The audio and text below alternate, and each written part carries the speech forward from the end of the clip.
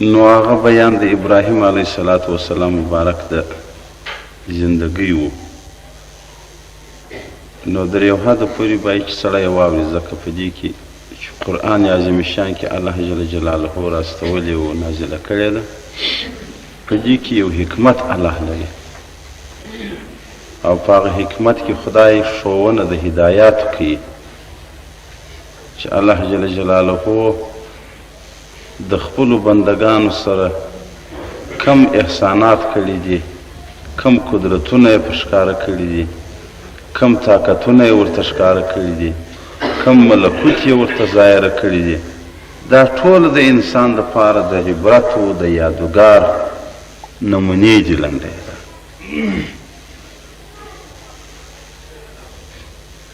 نو هر څو قصې د قرآن چې په قرآن کې الله راستولی دي، د هر یوې دپاره جلا جلا حکمت پروت دی، د هر یوې دپاره جلا جلا عبرت پروت دی، د هر یوې دپاره جلا جلا تسلا او تعزیه پرته ده.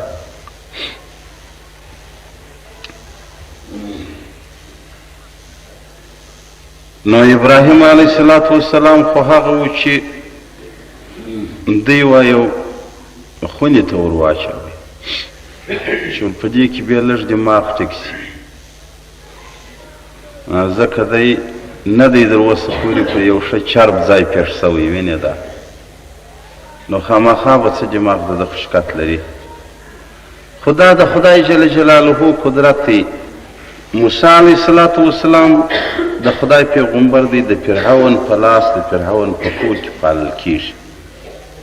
حتی داسې اوقات راځي چې دا فرعون ګوله جوړه کړي، دا خوله چې لکه کشنه ته چې پلار ورکړي یا ورور ورکړي، داسې ورته نه ګوري. او سره د دې چې یو تکلیف یې په هغه وخت کې چې پر ځیګر ده کښېنولی و، د دې ږیرې د کشېدو دا هم جنیولی دی، د خدا قدرت یې وژلی نه شي. دا یو. دوهمه خبره دا ده چې دا په آواز راکشي، دغه شی خراب دی، اصلي کې ټیک نه دی، دلته هېڅوک نه اوري. داسې دی. نو ګوره چې څه. نو ابراهیم علیه السلام هم اوس نمرود یې ګواه ځان ته چې هغه یې ویني چې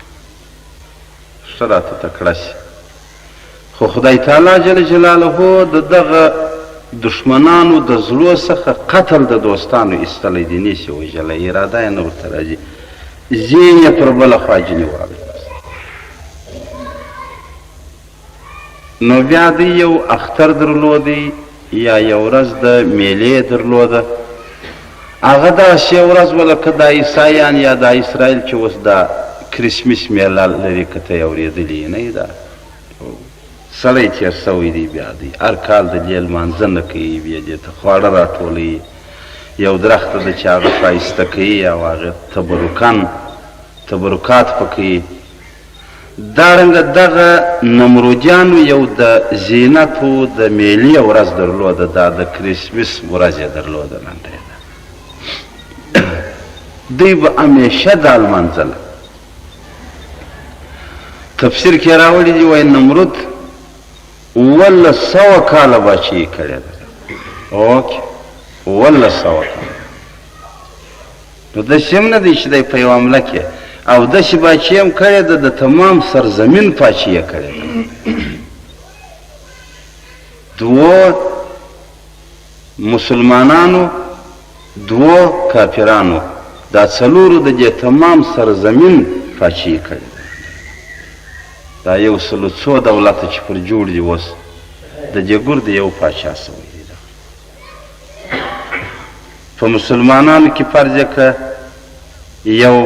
سلیمان علیه السلام د تمام مملکت دنیا پاچا و، بس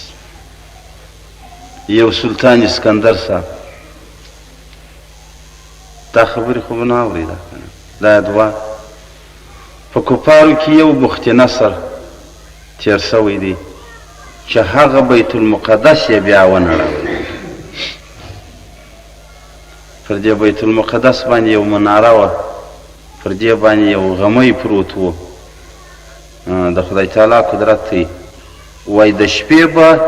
په غرو کې د دغه غمي ورونه ته اوسۍ واښه خوړله داسې دغه یې وایستې یو چینه وه قدرتي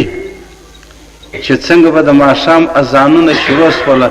د دغه چینې څخه به وایي داسې لینونه راپورته سوله لکه د بجلي لینونه چې دي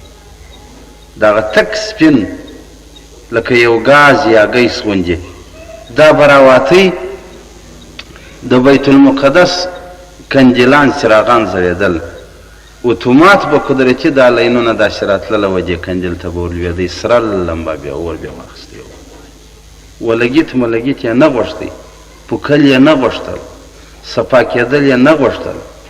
یو قدرتي ګیسو راپورته کېدی چې بیا به څنګه سهار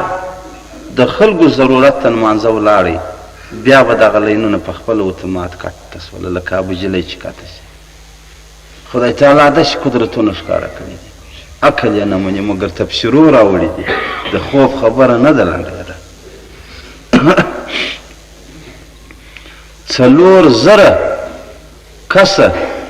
به د شپې و د ورځې وایي په دا بیت المقدس کې ناست و د تورات وظیفې به یې کولې دغه بخت نصر چې پر راغلله بیت المقدس یې چپه کړئ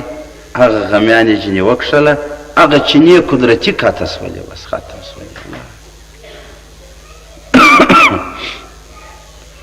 دوهم څوک و نمرود و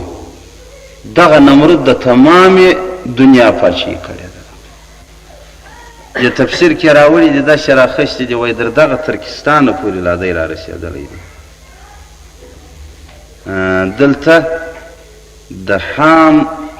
بن نوح زامنو بیا پر دغه لاین باندې کتاب یې تېر سوی دی تللی دی پر دغه باډر باندې در هند پورې هند ته تللی بیا نو د هغه ځایه څه پر هر لاین باندې چې تللی دی خو کتاب یې دغه حدود لا نیولی دی چې وایي د دغه ځایه پورې دی په خپله په سیاحت ګرځېدلی دی او د مملکت سیل یې کړی دی نو د ده پایتخت په عراق کې ووینې دا صدام چې دی اوس پر دغه ځای باندې دا خود دا لینونه د ده د تسلط لاندې وه نو باچې یې داسې باچې کړې ده او عمر یې 1100 کاله تفسیر راوړی دی چې 1100 کاله د تېر کړي دي نو ډېر وخت هم دی په دې باچې کې داسې د سړي ارمان پکې خیږي در یو حده پورې فرعون 400 کاله باچې نو دغه و چې بیا ابراهیم علیه السلام الله جل جلاله د ده د مقابلې دپاره پیدا کړي د هغه راتګه د وخته څه نیولې بیا در هغه وخته پورې چې دی زوال کېږي دی په زلزله کښېوتی نو بیا چې څنګه دغه ورځ د دوی د میلې و د زینت سوله دلته بندیان ازادېدل لکه دا موږ تاسې اوس دا دی په دې اسلامي دولتو کې چې روژه راشي وایي بندیان یې 2 کسه آزاد کړل اختر راشي 2 کسه آزاد د باچا صاحب زوی یا نمسی به وځو کېدی آزاد به کړل بارونو دا بندي یو غټه توپه سوله وینې دا معنا لکه یو پلاک ستای په یاد غیرانیان چې د لې نیولې وه لکه د فاجعې زندباني چې هر څوک به رالی دی ځای څخه ملا صاحب یو څو دانې ولدا ستا دپاره یې لاس وره نو داسې ویني یو توفه وه ابراهیم علیه السلام یې د دغه یوم الزینت د میلې په تحفه کې ایله کړې لنډه یې ده د مخه که ساتل کېدی نظربند خو ونو ده یې راویستې بیا یې ورته وویل ول زموږ سره به میلې له ځې او زموږ سره به سیل د دې میلې کوې نو به تا ته بالا دا زموږ د خدایانو و زموږ د عبادت و زموږ د بندګۍ و د زندګۍ درک به در معلوم شي ته اوس نه یې تجربه د ده پلار وایي به تراش و چې جوړول و خرڅولی وایي ده ته بې بوتان په لاس ورکړله ده به په بازار کې ګرځوله ول څوک یې رانیسي هغه شی چې ګټه نسته پکښې کې خیر نسته پکښې کې شر یې در هره اندازې دی لنډی هغه به لږ چې بم مم یې په نس کې ورېښدي ول دا څه کوم کاکا چېرته خلک یې صفت کوي نو چې داسې زورور دی او داسې د یو ښه تختې څخه دی داسې د یو چندڼ د لرګیه څخه دی او ده به دا نارې ورته وایي ول هغه څوک یې رانیسي هغه شی چې شر یې در خیر ډېر دی خیر نسته پکښې کې شر یې در هره اندازې هغه به نیکو بیا به وایي راوړله دا خلک به د دا وخته ګرځېدله یو واله وه په دغه واله کې چې دا د دوی د خدایانو ځای و په دې کې دوی یو لښتی تېر کړی و نعوذ بالله من ذلک دا لوی خدای چې دوی بالی وایي د دې در خوله به دا اوبه وتلې او په لړمانه بیا ګرځېدلې بیا به وتلې لنډه ده نو هغه ډېر بزرګان چې بیا ځان بالی یا هغه به ډېر زورور وه هغه بیا نو ایادې و پای ته کښېنستله ول دا نو ګرده په ده ګرځېدلي دي دا بې چښلې چې هغه غریبه به و هغه څه خاورې و نظر و نیاز بې نه درلودې هغه بیا نو دا د خولې سره نږدې راپورته کولې دا بیا یا چښلې یا بیا پر ځان باندې اچولې داسې شکل یې ورکړی و دا لښتی دا د دوی د په خدای خانه کې یې بولې په دا بتخانه کې یې بولې یو لښتی یې داسې تېر کړی و خدایان یې ورته دا لته ایښې وه دا یو یې دغسې وایي جوړ کړی و چې دا اوبه بیا در خوله وتلې لنډه بس چې څنګه شیطان ورته ویلي و هغسې یې کړي وه لنډه یې دا تبرک یې کوه نو ابراهیم علیه الصلاة والسلام چې به دا بوتان راوړله پر دې لښتیو باندې بیا چپه کړله ول وچښئ تږي کړي به مې یاست ستړي کړي به مې یاست ډېر مې وګرځولاست ډېر مې سرګردانه کړاست باره به نو خلکو پر خندله چا و چا به خوا په بده کړله ول دا په دې خدایانو پس خندونه وایي دا داسې یو بدماشي کوي و ساریانې چې څه ورسره وکړو د وزیر صاحب زوی دی پاچا صاحب هم غږ نه ورته کوي نو دی هم کوچنی سړی نه و د غټه کوره و نو ساریانې چې ول څه په وکړو ډېر منفس ورسره تنګ دی زموږ د مخه ډېرې سختې بېادبۍ کوي دغه خبرې و نمرود ته ورسېدلې نمرود باره د دغه میلې په ورځ رایله کوي ول ته راځه نن به تا ته درکته معلوم شي د دغو خلکو دا قاعده وه خاص الخاص بیا د نمرود باچا وایي 300 نجومګر د خالص د ځان دپاره کښېنولي وه نور خو ډېر وه د دې په وخت کې دا نجوم د نجوم علم ډېر و دا خالص د ده وه چې دی به روانېدی دا پالونه به یې کتله جاجي خیریات دی ول خیریات دی لکه هغه مخابره چې په پسې یې نه دا شیان ګرده نومنواره تېر سوي دي اوس جوړ سوي دي د هغو پر نومونه بس مزل پر مزله بیا نجوم کاتي ول خیریات دی خیریات دی چې بیا به ګای ګای و د خدای قدرت په نجوم کې دی بیخي رسېدلې وه ګای ګای به بیا وویله ول ټکر دی صاحب په مخ کې ابول پیش دی کپس دی ولیات عاجله را روان دی بیا بیا ټیم ورکوي و دغه تګ ته وجې سفر ته چې اوس نسم تلای دغسې کیسې دی په جدا په خلکو لیدلې ده اواره یې پالونه ونیوله اواره چې دغه هر یو چې به رالی چې د باچا سره به هغه مرګری تلی هغه ته به ویل ستا پال ده به ورته ویل زما پال صاحب ټیک دی ول راکه پالنامه باره بیا داسې ورته ونیوله نجومګر به دستخط پر کړی و چې دا پال یې ټیک دی وینه ول نه باید چې ستا د روی ما ته ضرر لا ونه رسېږي خپل خیر کاتی چې کاتی نه بل چې به ورسره تلي فرض یې کول پال دې څنګه دی هغه به ویل ټیک دی صاحب ول راکه ول دغه دی زما پال دا به ګرده د ده سره وه ابراهیم علیه الصلاة والسلام چې ول پال وګوره هغه نجومګر ته نه ورغلی د آخوا را روان دی ډېر پریشان خیر ول پال مې ټیک نه وختی څنګه نه وختی ول ناجوړه نه یم ناجوړه کېږم لنډه ده یو روایت دغسې وایي چې پر لارې باندې ناجوړې را پېښېږي که ملګري چې زما سره یې هغه به سرګردان یې دا حق خبره ده چې نبی علیه صلات وسلام مبارک په حدیث شریف کې وایي چې ابراهیم علیه السلام 3 خبرې کړي دي چې ظاهر یې درواغ و حقیقت یې درلودی لاندې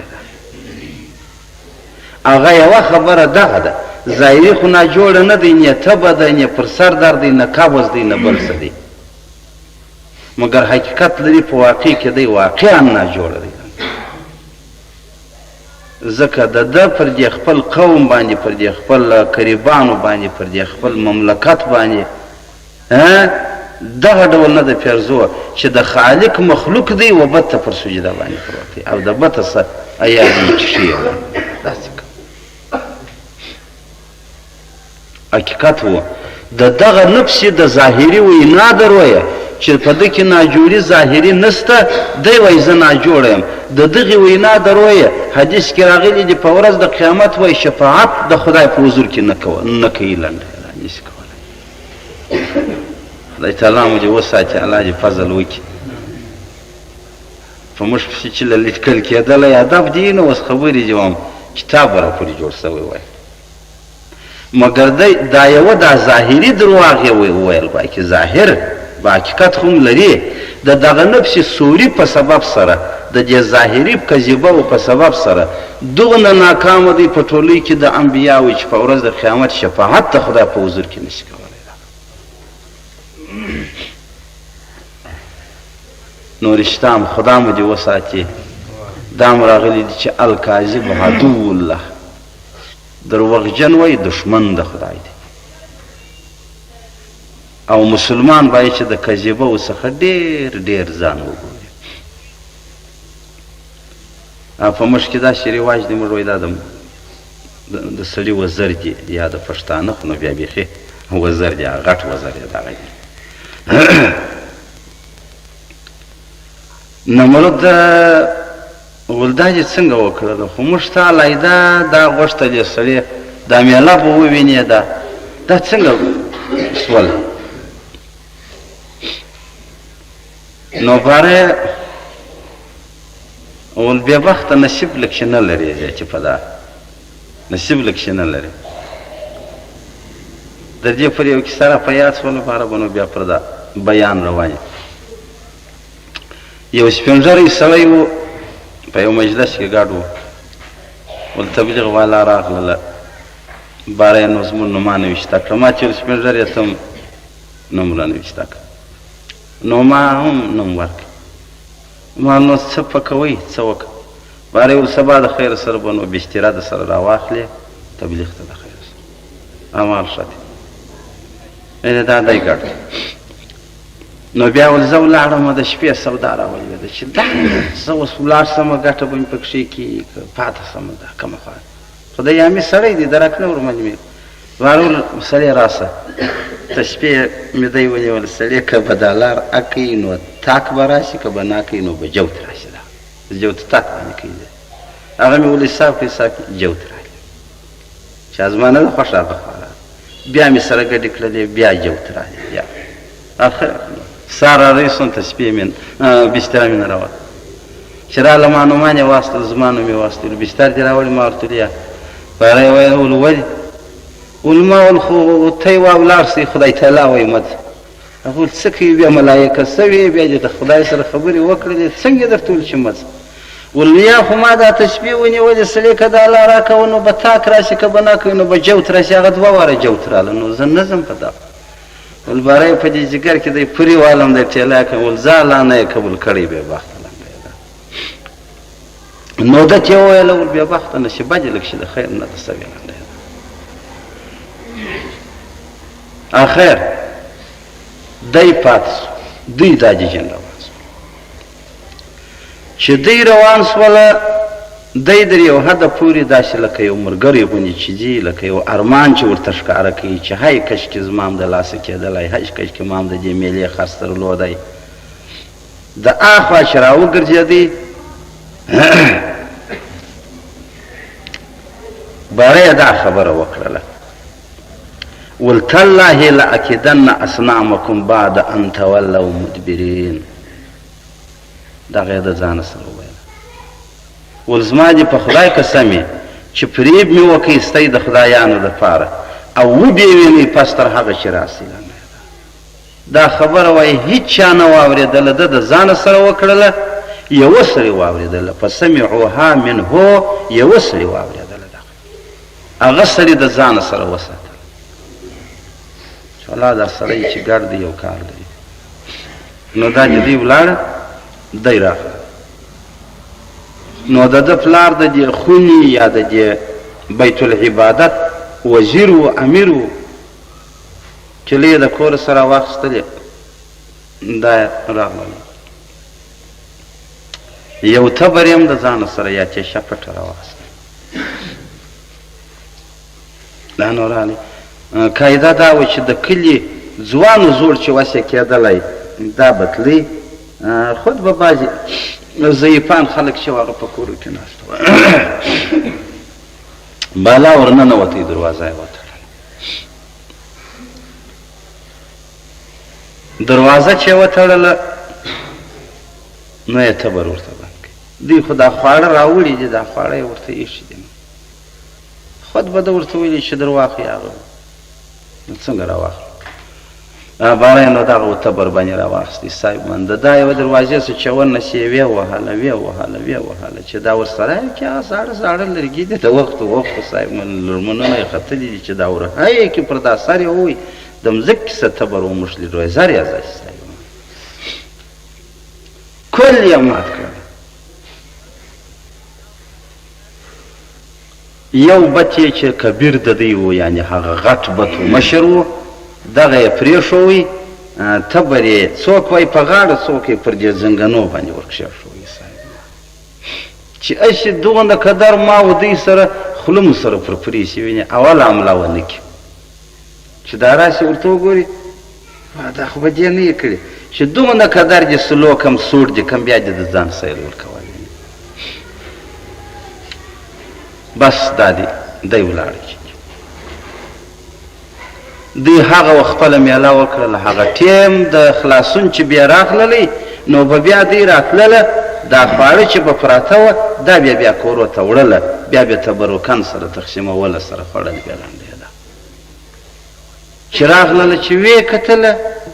ماجد کل د دا په مور ډک دی، لکه براده چې پکې غورځولې یاریان ورته ولاړ دا څنګه کل خدایان نعوذ بالله ټک ټک دي.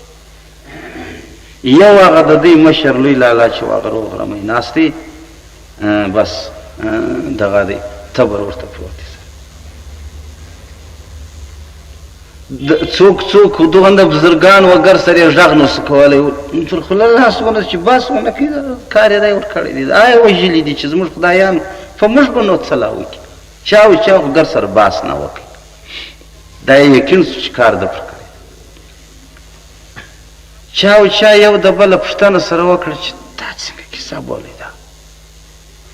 د ده د خویه بولئ، د بل د خویه بولئ، څنګه بولئ؟ ګورئ دا درد خیسور دی، دی په شک و تردید کې دی اوس چې څنګه دی. هغه سړی چې د ابراهیم علیه السلام دا خبره یې اورېدلې وه هغه راغلی، باره یې ورته وویله ول پیل وکئ په دی هغه چا چې ویل کېږي و هغه ته ابراهیم، دا ها اثر یې ورته اوس د دوی سر خلاص و چې ښه دا د دوی په خپل مابین کې میانه خو د جنگ نه دی، دا خو د هر چا خپل نظر و، هر چا خپل کار و، د هر چا خپل لمبر و، نو دا په دې کې خو د دوی نزاع نه ده راغلې، دا د هغه څه پېښه ده چې دا ول زه ناجوړه یم او نه و ناجوړه. ښه بس یقین یې سو ادا دی طلب یې پسې شروع کړي، خود به دی یا کوري یا به په بازار کې یا به په کلي کې یا به په یو کوټه کې یا به په یو مسجد کې فرض یې کړه دا دی راویستی چې راوستی نمرود باره ورته وویل ول چا پیل وکړي په دغه خدایانو دغه هر ده ورته وویل ول نو پوښتنه ځینې وکړه چې چا کړی څه په خبره ول ووایه هلته خو سړي ورته ویل دي ده ورته ویل بل فعله بهم کبیرهم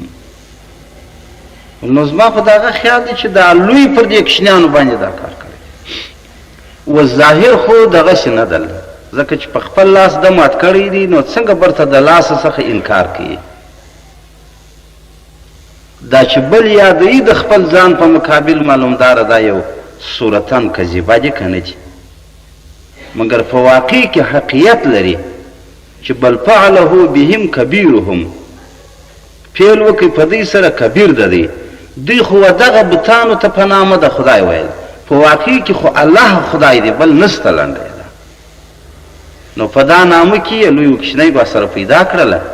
نو هغه خدای زه مسلط کړم پر دې باندې چې دوی مې در مات کړل کنې ما نه دي په خپل قدرت او په خپل طاقت مات کړي ولې رسول الله ته الله وایي وما رمیت اذ رمیت ولکن الله هغه په غذا کې یو موټ خاوره را اخلي بیا داسې پاشي پر لښکر باندې چې هغه ناپایه لښکر راغلی دی هغه خاوره الله پاک جل جلاله د باد په واسطه سره د انسانانو د اسانو سترګې په دې خاورو ورډکوي نو سکور کوي یې چپه کوي خدای تعالی ورته وایي وما رمیت اذ رمیت ولکن الله رما دغه ویشته چې تا وکړه تا نه دي کړي په دغه نه لوی تاثیر سره تا نه سوی مؤثر ګرځولی تاثیراتو چې الله وایي ګوره دا زما دي وینه ده نو دا ابراهیم علیه السلام ویلی شي چې ما نه دي کړي بل فعل بهم کبیرهم خو ظاهري دغه نه ده پیښه ظاهري ده پیښه ده ده څه پیښه ده دا یې سوري کذیبه سوله دغه یو بل ځای دی چې بیا د دې قصې په مخکې را روان دی نو باره ول دوی وکړله ول وه باره ول پر موږ دې لږ شي بیخي د بودګانو او د حیوانانو شکل راغلی تا کړي دي د ورته ول څه شاید لرې اصلي چې ول راتېر سه هغه چې راتېر سه ول تا ستا په یاد چې ته راوګرځېدلې تا څه وویله تا ول وتالله لاکیدن اصنامکم بعد ان تولوا مدبرین دا کلمه تا نه ده ویلې اوس خبره مابین ته ګرمه سوله شاهدي پر ادا کړل باره وایي ابراهیم علیه السلام ته وویله ول زوی مړیه بس دا ستا خدای څوک دی چیرې دی چې دومره ته په غرایه دومره په نازېږي څنګه دی دا ستا خدای چې زه نه یم نعوذ بالله دغه خدایان نه دي چې دا خونې مې درته ډکې کړي دي دا نه دي زه نه یم څوک دی چیرې دی دا ستا خدای ده ورته ویل زما خدای ول ول ربي الذي يحيي ويميت ور زما خدای خو هغه خدای دی چې په قدرت کې یو مرګ ژوند پراته دي لنډې ده ګوره یو نفسي خلق جوړ د مرګ د ژوند دی یو چلیدل د مرګ د ژوند دی په دا خبره سر خلاص کړي پیدایش د مرګ د ژوند بې له الله جل جلاله ما سوا بل څوک یې نشي کولی خالق خلق الموت والحیات خدای وایي زه هغه خدای یم چې مرګ ژوند ما پیدا کړي که څه موږ په سترګو نه وینو دا غیر محسوس مخلوق موجود د خالق دی لنډی ده اوس هوا کمه ده موږ یې په سترګو وینو نه وینو باد کمه دی موږ یې وینو نه وینو مګر مخلوق د خالق دی الله پیدا کړی دی که نه دارنګه خدای داسې مرګ ژوند پیدا کړی د خدای په قدرت کې یو چلیدل د دې مرګ دی پر یو چا باندې هغه نه چې په توپک کې وولې یا په چاړه ووایې یا په چاقو نمرود وایي نه سو پوه باره ول دا مرګ ژوند خو زه هم کولی سم په عین ما یاده ته ول څنګه کولی شم باره وایي د جیل څخه دوه داسې کسان راوغوښتله چې هغه مستحق د قتل و کتاب دغسې راوړي څوک وایي یو یې د ګناه والا راوغوښته یو یې بې ګناه والا راوغوښته دا هم کېدلی شي کتاب وایي داسې دوه یې راوایستله چې دواړه د قتل لایقان نو یې څه په وکړه باره یې دا یوه ته توره کش کړله دوه ځایه کوي وایي دا دې مرګ او بل خو مستحق د مرګ و زه ول ازاد یې دغه اس هم در سره یو سپور څه لنډی ده دا مې ول ژوندی کړي دا دې پاته سو وژلی خو مې سونو دا دې پاته سو څه پکې وایه اوس دی پوه سو چې ناپوه دی سړی ول دا خو چلاو د مرګو د ژوند دی چې ولیکي دا خو بې له دونه قدرته لکه ته چې لرې هم یې کولی شي نو دا څه خبره ده زما خو هغه اصلي موت و حیات و هغه ته نه یې رسېدلی بیا ورته ویله ول زما خدای هغه خدای دی چې راخاته کوي په جنمر سره د مشرق د خوا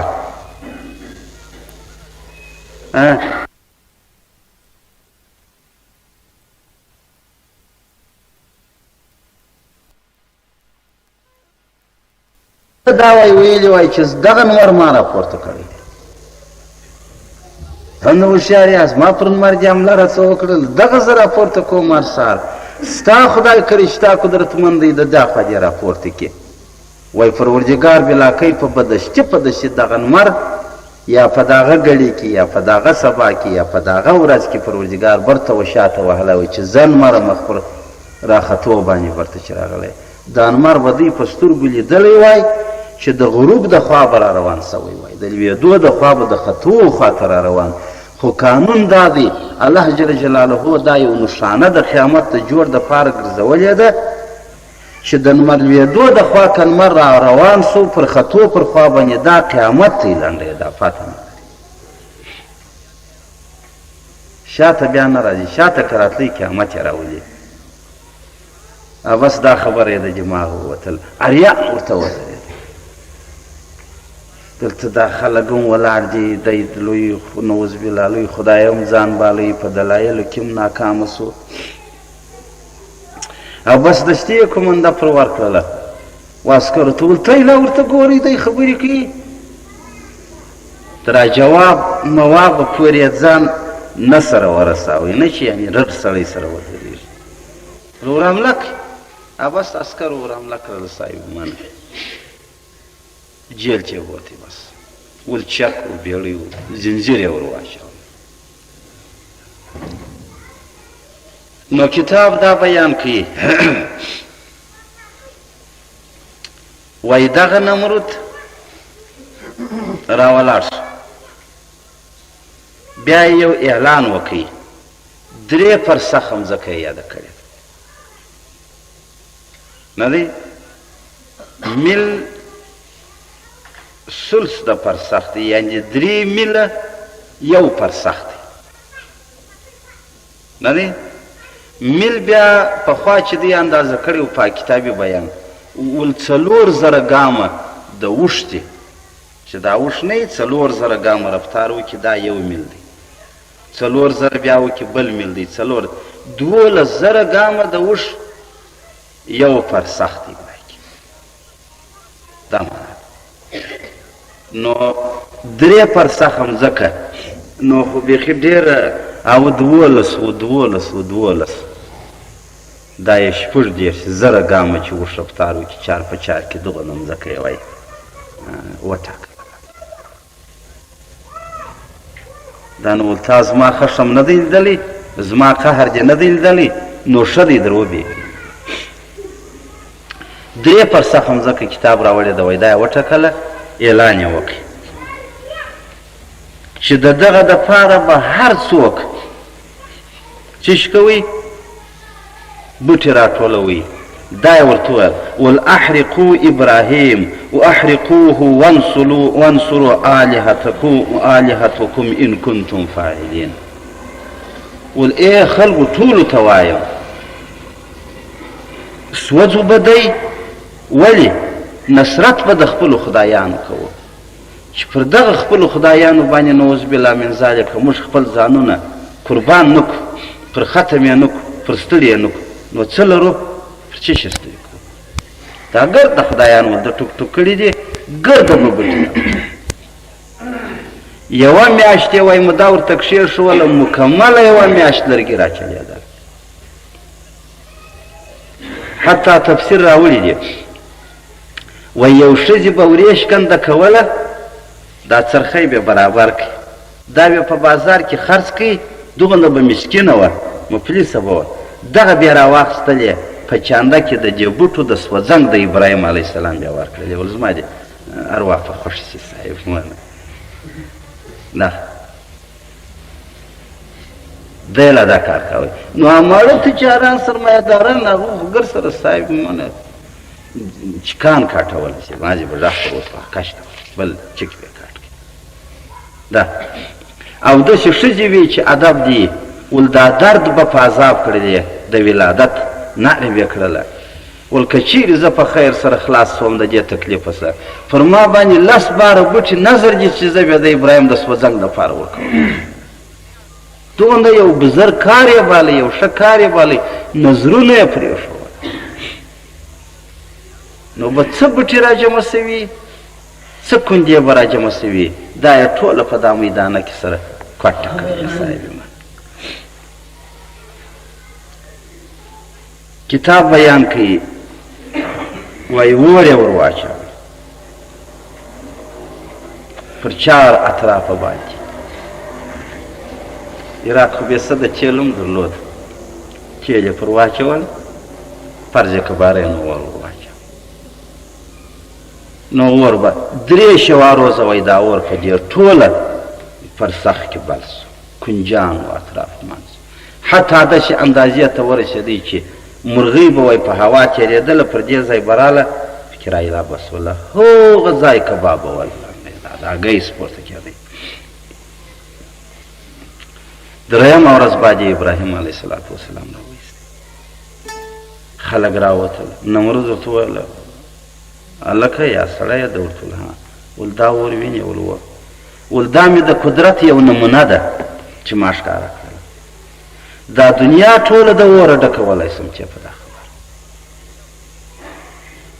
ته ول نو وکم څنګه دا ستا قدرت ول د دغو خبرو څخه پښیمانه سه انکار سه ځان تابع که شور مه لټوله کنې په دغه اور دې سوځم هغه ورته وویله ول دغه اور چې دا سوځل کوي هم د هغه چا په کومنده یې کوي چې هغه دا اور پیدا کړی دی لنډی ده یقین دا اور په خپله سوځل نشي کولی چې د خدای حکم نه چاړه پرې کېدل نشي کولی چې د خدای حکم نه زهر وژل نشي کولی و محمد رسول الله چې زار ورکړه د پسه په ولي کې مګر د خدای حکم نه ورته سوی نه کوي ګوله یې وکړل هغه یې تېره کړه بله چې پورته کول جبرایل علیه السلام یې لاسته کېکړل په هغه کې حکمت و کنې نو اول بیا ته کې کړی وای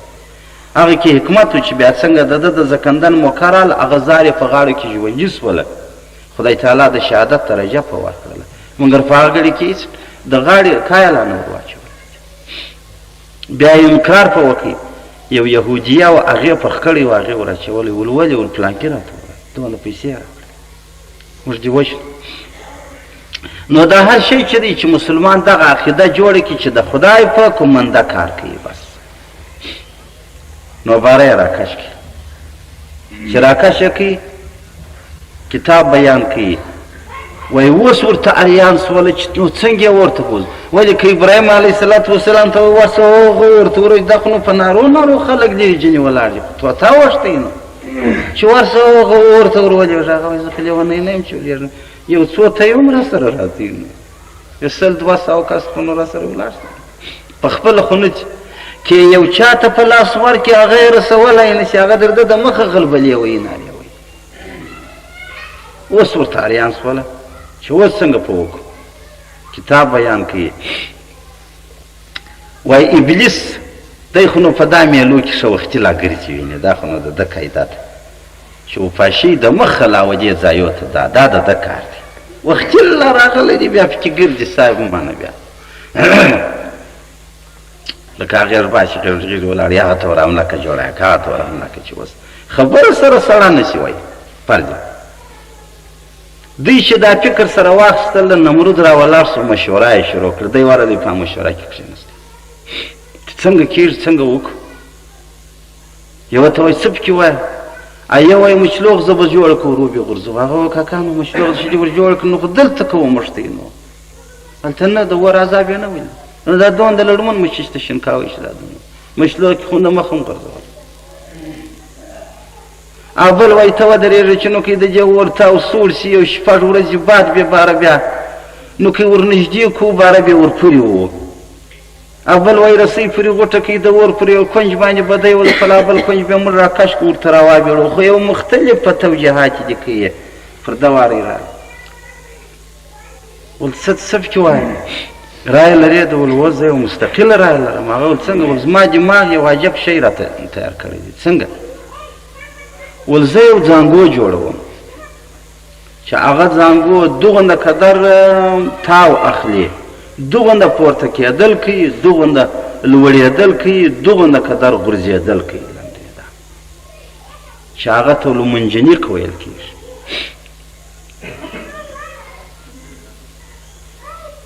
ده وایي چیرې لیدلی و ده د هاویه جهنم پر ژۍ باندې دغه لیدلی و الله مو دې وساتي هاویه دوزخ ته وما ادراک ما هي فامه هاویه وما ادراک ما هي نار حامیه چې هغه داسې یو بل اور دی چې ملائکې دا انسانان په دې زانګو کې ورغورځي داسې ورغورځي بالا ولاړې خدا مو دې وساتي یقین دا دوزخ بل دی ملائکې پر دې ژیو باندې دا زانګو وي درولې د انسانانو راشي درز وربې غورځي بالا د سړی پېژې خپل کار پېژې ملائکې نه دې په خبرې نه ویني نه ورسره ورځي نه ورسره درېږي اسې په دې زانګو کې واچي ورواچي درځي سړی بل ورواچي کتاب کې راوړي دی وایي حضرت عیسی علیه السلام مبارک یو وخت را روانو پر یو کلي باندې راغللی و دې کلي ته نږدې یو ایدره وه چې ورته ویې کتله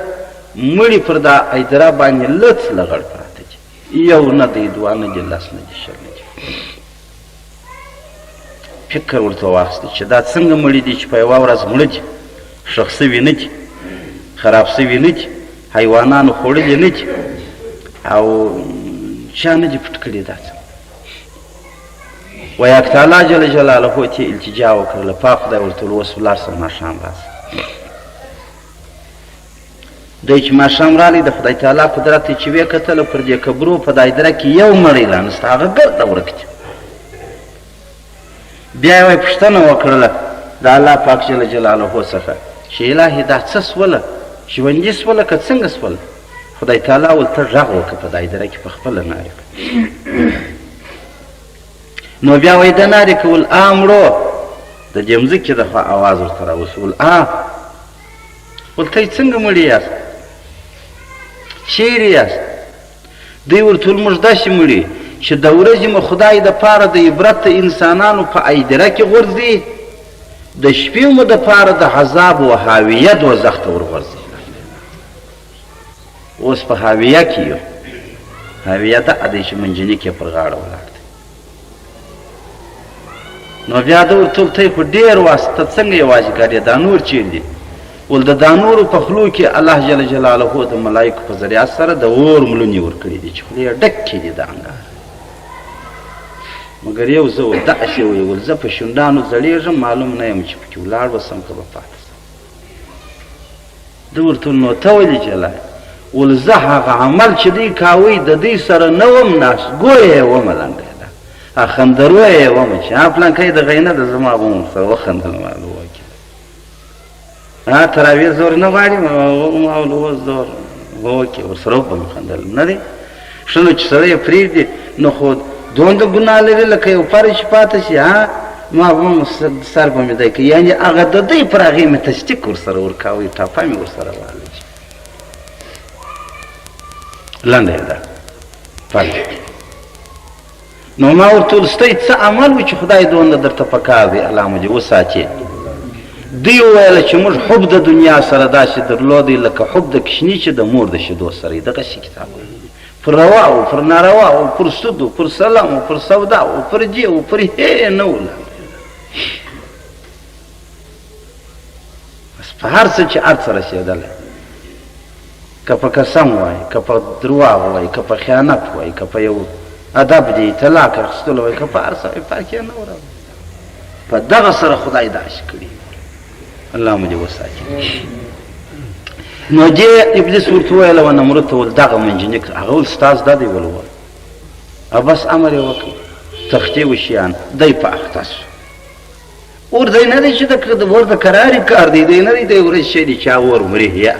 نه ابراهیم علیه السلام دی چې جنې ورک دي چې په لاس کې دی په کرار اختص ولا منجنی کې یا په ورځ کې یا په جوی کې یا په پنځه کې د خدای قدرت دی هغه عکس او فوټو د دسه ورڅخه هغه یې منجنی کې جوړ کړي بس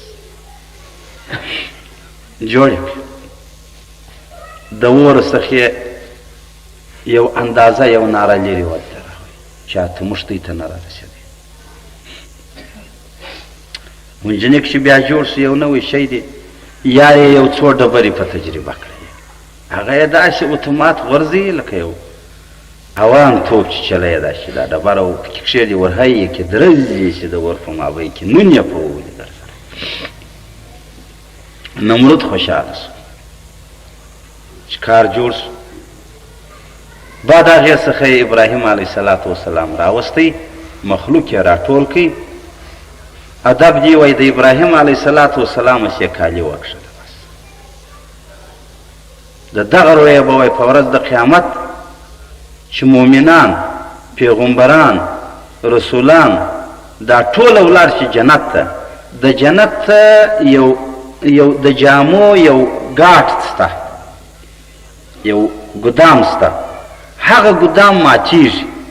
جامې د جنتیانو ته ورکول کیږي هم توندې جامې شته هم نرمې شته هغه جامو کې اوله درې شوي جامه مزینه و حضرت ابراهیم علیه السلام ته ورکېده تر ټوله مخلوق د مخلوق ځکه حق تعالی وایي ته زما پر دین باندې اولنی هغه انسان یې چې لڅ سوی مثلا نو یې دا کالي جنې وکښله رسۍ یې راوړل لاسو پښې ور وتړل بیا یې دې منجنیک ته ور واچوئ کنې نو ضرورت ته تړلو یې نسته خو فقط چې دا د منجنیک په جیب پورې لاس ټینګوي بیا دلته چپک نشي یا پاته نشي نو دا پر بیا دی لاسو پښه یې بس ور ورچکو زندې کړل چې کښېنه نو کتاب داسې وایي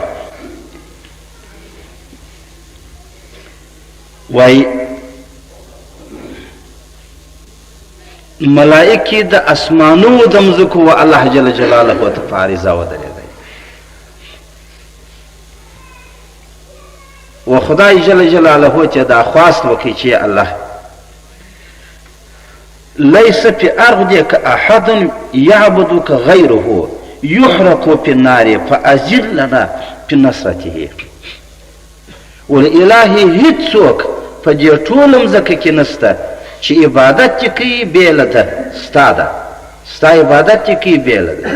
او ناره چې کوي ستا ده بېله ده دا نن کفار په اور سوځي او په دغسې اهانت و ذلت یې سوځي الهي و موږ ته کومک راکړه چې موږ نصرت اجازه وکړو چې نصرت وکړو د دې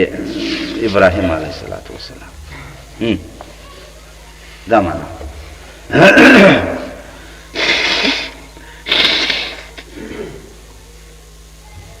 دا یو جبرائیل علیه السلام د الله جل جلاله څخه وایي دا اجازه وغوښتله چې الهي و ما ته اجازه وکړه چې زه نصرت ته ابراهیم علیه السلام وکړم خو حق تعالی جل جلاله ورته وویله چې هغه ستاسې نه غواړي زماسې غواړي نصرت جبرائیل علیه السلام چې وویله ول ستاسې نه غواړي غواړي یې زماسې کنې دغه دی تا ته اجازه دی ته تجربه وکړه نو بیا وایي حضرت جبرائیل علیه السلام راغللی و ابراهیم علیه السلام چې وویل ول د خدای د رحمت ټولې دروازې خلاصې دي او ته یو غوښتنه وکړه ده ورته وویله ول د چا څخه وغواړم ولته غږ وکړه ابراهیم علیه السلام ورته وویله ول اما الیک فلا ول که ستا د خوا امداد یې خو نه غواړم و اما الی الله چې خدای ته دغه وکړه التجا وکړه نو الله جل جلاله والحسبي من سوالي علمه بحالي ولکه خدای را یادوي چې د خدای وغواړه د هغه مې بس ده چې زما په حال زما در سوال د مخه لا خبر دی بس څنګه ښه خبره ده یقین ول سوال ته زما ضرورت نشته زما په حال خبر دی زما در سوال د مخه خدای دغه قادر ذاتم دی زما وستا په ټول احتیاجاتو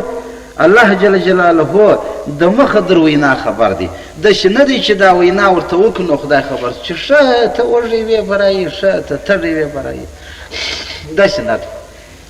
خو فقط دا بندگی عجز دی اقرار دی چې بنده یې وکړي د خدای خوښ دی کنې خدای خو عالم دی په حال قبل السوال سره لنډی ده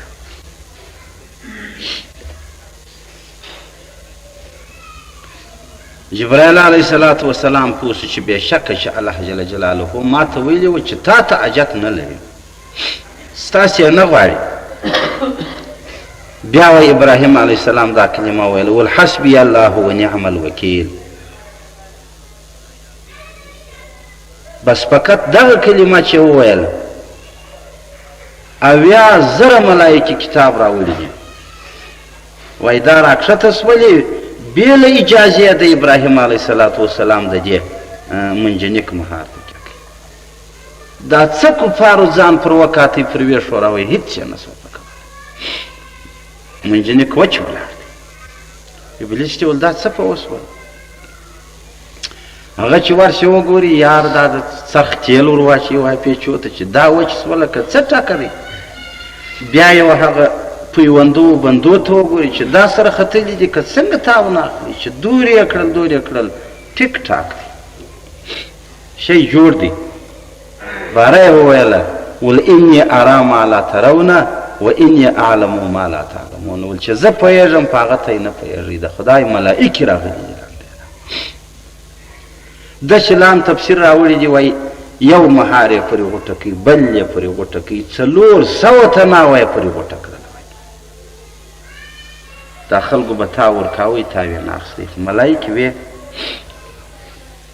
اخر یې وده ته ویل چې دا چپ دې زده دی چې موټر دې زده دی چلاو دې هم زده دی نو چلاو یې څنګه کېږي ده وویله ول چلاول و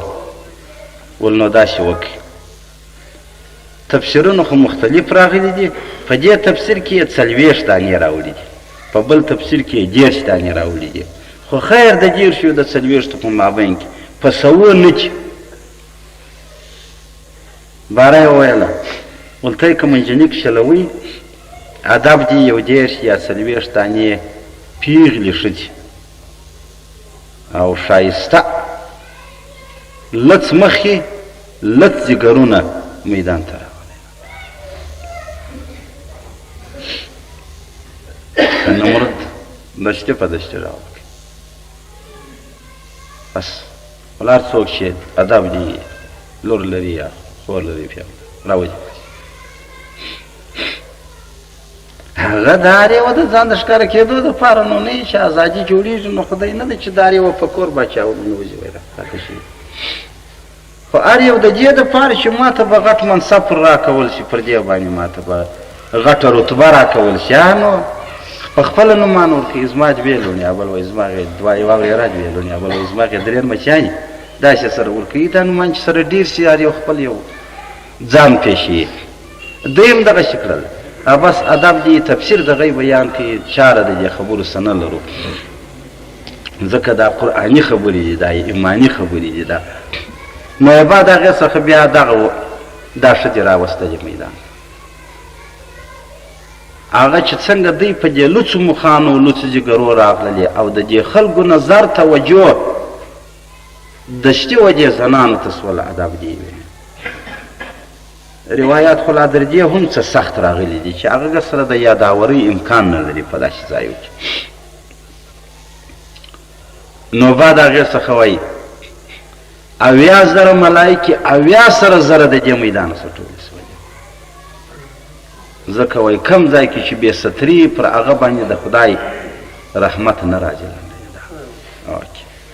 منجنیک په خپله تاو واخیستو خو د مخه یې نیولی وایي لس بالا یې نو دغه و چې بعد هغې څخه تاو دې منجنیک ته ورکړي چې څنګه یې ور ایله کوي ابراهیم علیه الصلاة وسلام بیا وایي جبرایل علیه السلام راغی ده ورته ویل تا ته نه مگر الله ته ویل داسې لا اله الا انت سبحانك رب العالمین لك الحمد ولك الملك لا شریک لك دا کلمه یې ویله په خوله کې وه چې حال چې درز په هغه اور کې وغورځوئ الله مو دې وساتي یقین ګوري اویا زره ملایکې د یوه مجلس څخه په دېرشو ښځو تللي دي نو په یوه مملکت کې چې اویا زره بې ستره یي نو به څو کروړه و څو لکه ورځي نو به څنګه حالات راځي نو بعد هغې څخه چې دی وایي دا اور ته رسېدی دا کلمه د ده په خوله کې وه چې خلاصه یې کړله الله جل جلاله پر دې اور باندې امر وکړي داسې ویل ول یا نارو کوني باردن ول ای اوره سور سه کتاب یې د دا یا نارو په نامه سره چې ای اوره د تمامې دنیا اور وایي سوړ شو لنډېده یقین ومنئ تفسیر دا راوړي دي چې په کم مملکتو ځایو کې سیوا د دې ځایه پر دا اور باندې چا کټوي باندې کړي وې کټوي سړې سولې اور بل و لاس یې نه سوځي تاوې نه درلودې ځکه خدای خو نوم د اور یاد کړی دی ټول اور د ټولې دنیا سوس نغري ساړه سوله الله جل جلاله وایي پسې ویله چې علا ابراهیم یعنی دا د ابراهیم اوره سوړ نور ورو برته وایي تاو د اور واخیستې حرکت یې شروع کړي که ټوي برته جوش سولې برته ګرمې سولې فرض یې که تبوی برته تودې سولې دغه اور سوړ پاته سو دغه چې د ابراهیم اور یادوه اوه ورځې تفسیر شریف وایي ده په دغه اور کې تېرې کړي الله جل جلاله وایي ملایکه ورته راواستوله په دې ملایکه کې داسې صورت الله ایښی و چې ده به ورته وکتله د یو ډېر تېر قریب په رنګ ورته ښکاره کېدل لکه رنګارنګ مجلسونه چې ورکوي یو سړي ته یار د پلار په رنګ ښکاره شي بیا د ورور په رنګ ښکاره شي بیا د وراره په رنګ بیا د اکا د زوی په رنګ فرض وایي ده ته د قریب په رنګ و دې نورو انسانانو ته چې دا ورته کتلی پر څنګ یو سړی ناست دی خاص سړي چې ول ابراهیم علیه السلام دی دواړه په یوه رنګ ښکاره کېدل چې نیوکه چې دا وکه دا څنګه کیسه لکه هغه یو پاچا یا یو وزیر چې خپل همرنګ انسان په خپل همرنګه دریشي د خپل ځان پر څنګ باندې کښېنوي وایي باره به د دښمنانو څخه ورک یم نه چې دا دی که دا دی فرض یې کړه دا د ده د مجلس دپاره الله جل جلاله واستول په هغه اور کې هغه تختې یا هغه کونجې چې دوی راوړې وې او نیم سوخته وې دا وایي په خپله جګې ودرېدلې د خدای تعالی په قدرت سره په دغه ځای کې داسې میوې راشنې سولې چې دا میوې یقین ومنئ په دې ښار کې نه وې ځکه د غرو دا یې راشوه کړې وې هغه وایي شنې سولې درختې سولې میوې په زړېدلې چې دا انسانانو در اوسه نه خوړلې وې نه لیدلې وې پروردګار هغه نیم سوخته درختې کړلې چې سورې وسایه وکړه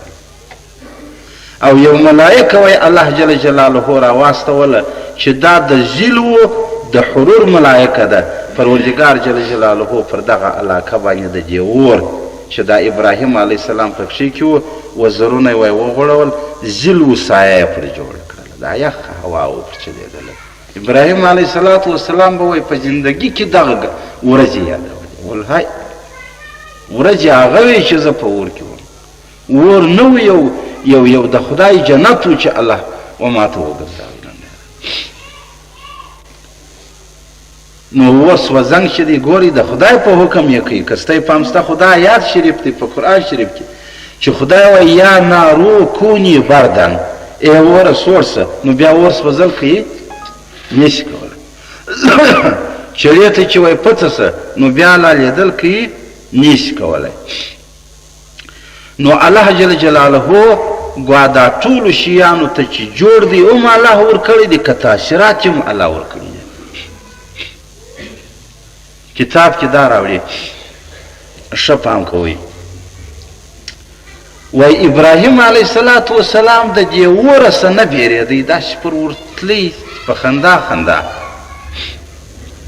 او موسی علیه الصلاة والسلام به تشه کیسه اورېدلې لکړه ورته مار سوله دا د ده لکړه د خپلې لکړې څخه وبېرېدی خدای تعالی ورته وایي خذ ولا تخف تکیه یې که مه بیرېږه نو خو بیرېدلی دی او ابراهیم علیه الصلاة والسلام د اوره نه بیرېدی دا ولې وای دا خاصیت ته وګورئ پیغمبرانو دا خوی درلودی یوه صنعه د مخلوق وه یوه صنعه د خالق وه یو جوړ د خالق وه یو جوړ د مخلوق چې جوړ به وکړي د خالق د صنعې څخه ټول انبیا بیرېدل هغه لکړه چې مار کړله هغه خالق مار کړله سنه ده خدای او دا اور چې بل کوي دا اور چې جوړ کوي نمرود جوړ کوي د مخلوق د صنع صدی بیره نه کوله لنډه ده ځکه ول د مخلوق مخالق خلاصولی شي مګر د خالق د اخذ سمو هېڅ څوک نشي خلاص